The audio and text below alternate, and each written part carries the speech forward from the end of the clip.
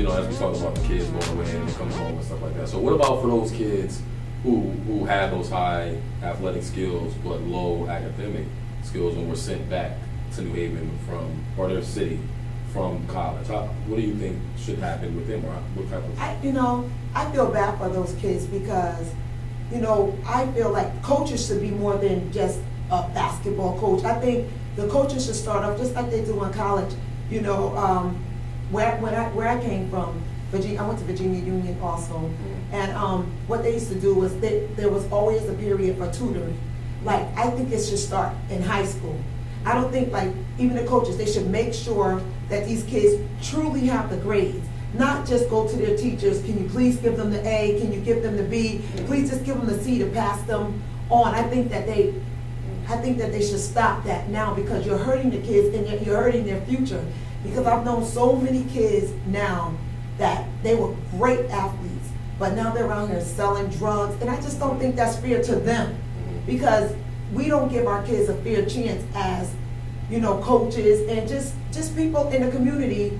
We should really try to help those kids that are left behind, because at the end of the day, after their 12th senior year, last game, sometimes that's it.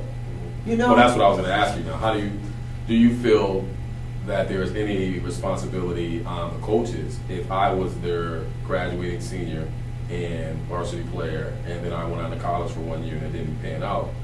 Is there any responsibility on my high school coach to try to help me or support me in any way? Yeah, I think it is. A lot of times, let me give you an example. It is. One coach, with my nephew Stanley, when he was playing, and he went away to college his first year, so he came home in the summer, and he wanted to work out, so he thought he had a real good bond with his coach.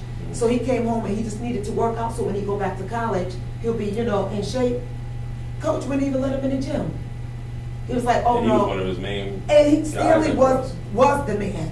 And that hurt Stanley tremendously. He was so hurt. But the coach from the other high school that he was playing against allowed him to come in and work out with his kids just to keep in shape. So it's a lot of responsibilities on the coaches.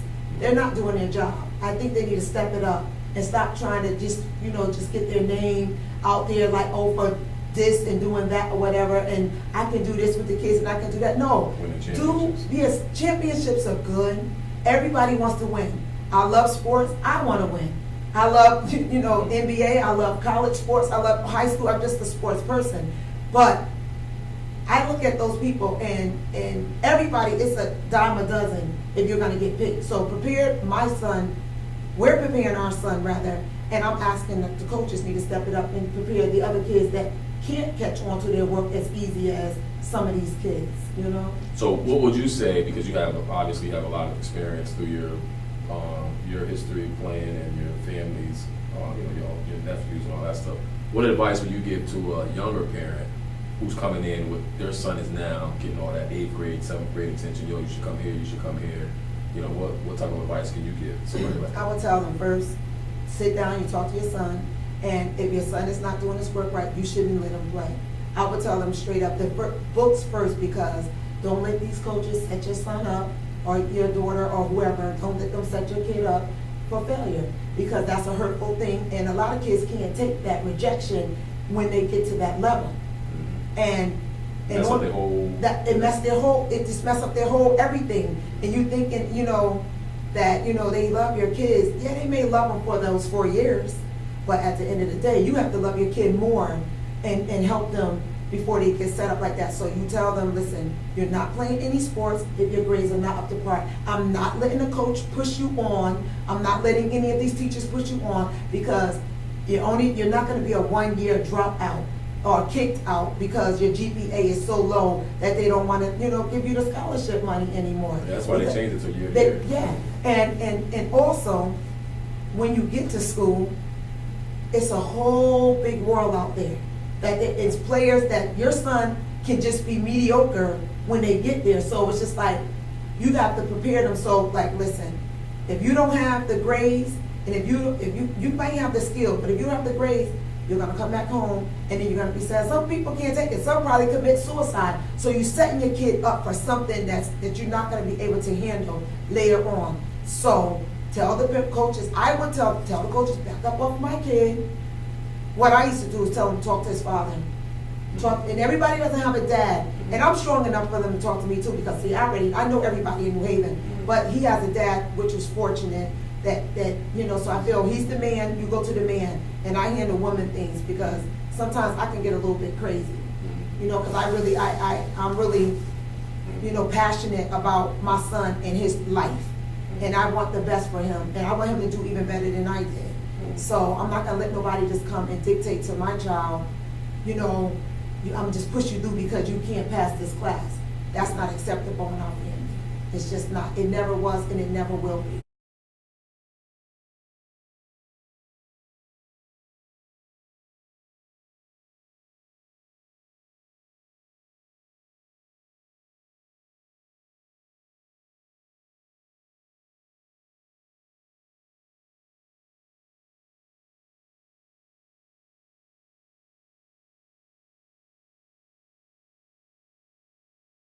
And that you said a lot of people know you and you're from New Haven and stuff like that. Who is Samantha?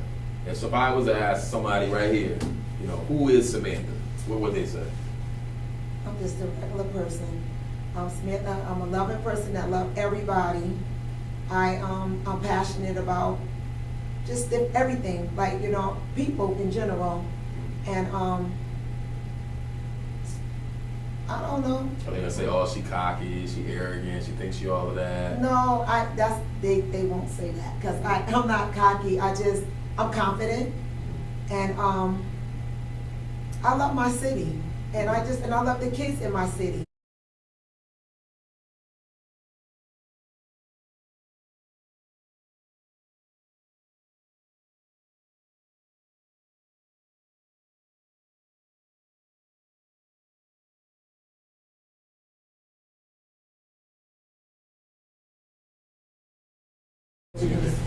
All right, so Samantha, I know that you're the hairdresser now. Mm-hmm. Is that something that you always wanted to do, or is that something that just fell on? It fell on me.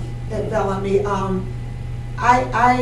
When I went to school, I thought I was going to be a medical technician, medical lab technician. That's all.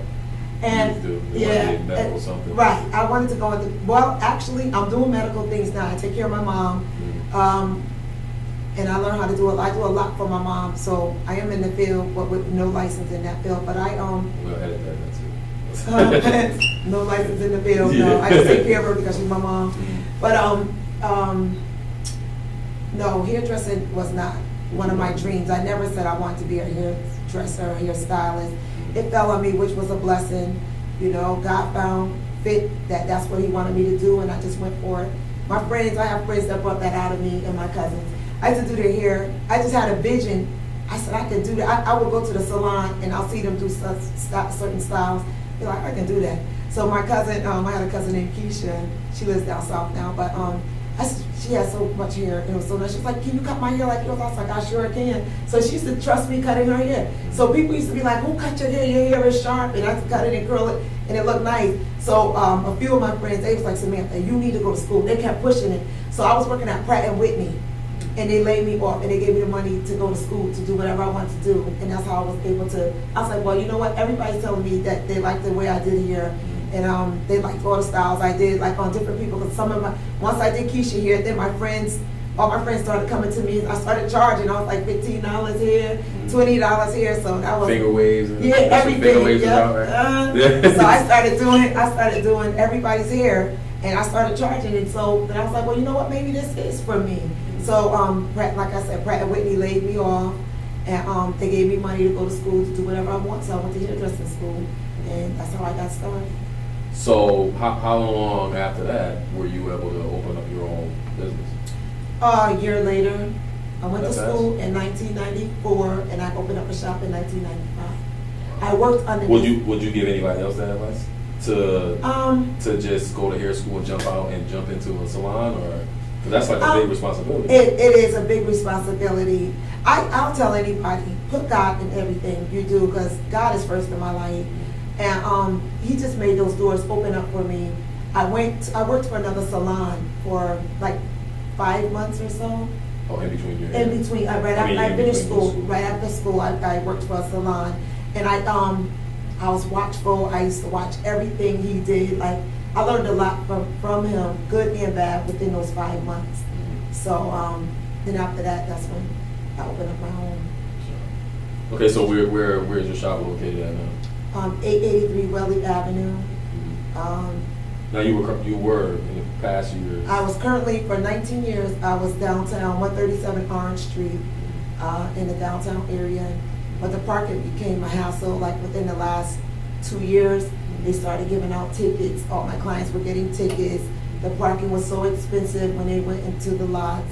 And it's like, it was making business go down a little. So it cost So more. it was costing more, To get there. you know, to get their hair done. So I started looking for a better location with parking within the last year or so, and then this spot opened up for me in May of So now that you're in this is that considered the Westville area? Maybe? yeah, I'm in the Westville area.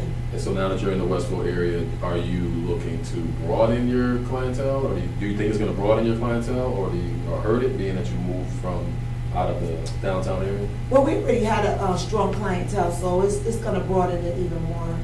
You know, because now they're coming in, skipping, because they don't have to pay for parking, so they're excited. So now they'll bring more. They'll bring more, and they tell their friends, and you know, we always had, we're pretty consistent as far as stylists, so they don't have to worry about coming to the shop and there's a stylist here this week, they're not here the next week. We pretty much keep our stylists, so. Now, how does that work as far as when you have stylists in your salon and everything? Because I know you could be popular, in business you can have friends and everything, but how was the selection process for you, being that you're good friends with everybody? How was it for you to be able to select a stylist, or to tell a stylist, nah, we're not interested? You know what I mean? Like say I know you and I'm cool with you. I'm like, oh, Samantha, I got my license, yo, can I get a chair? Well, like I said, we're pretty consistent with the stylists, so we don't really have chairs available. Like, all the chairs are taken. But if somebody, friends or not, like, I have to know that you can do hair, because I'm not going to have you up in the shop. And first of all, you have to have a license. We're a licensed salon, and I have to see your work. You have to do some styles. I have to see what you can put out, because I don't want you to waste your time or mine. So, Or kill your clientele through their bad work. Right, through their bad work. I mean, but I'll let you go if you can't do hair. I mean, like, because I can't do your hairstyles and my hairstyles over. I can't do that every day. But So when you pick your stylist, is there like do you look for more, as far as filling your chairs, do you look for more like people who can do different hair or styles? Like, some people can do Caucasian hair, she's better at Spanish hair, and she's better at, do you pick it like that? Yeah, like if you can do hair, the hair business is open, like really big for improvement. You can learn, you can teach me something.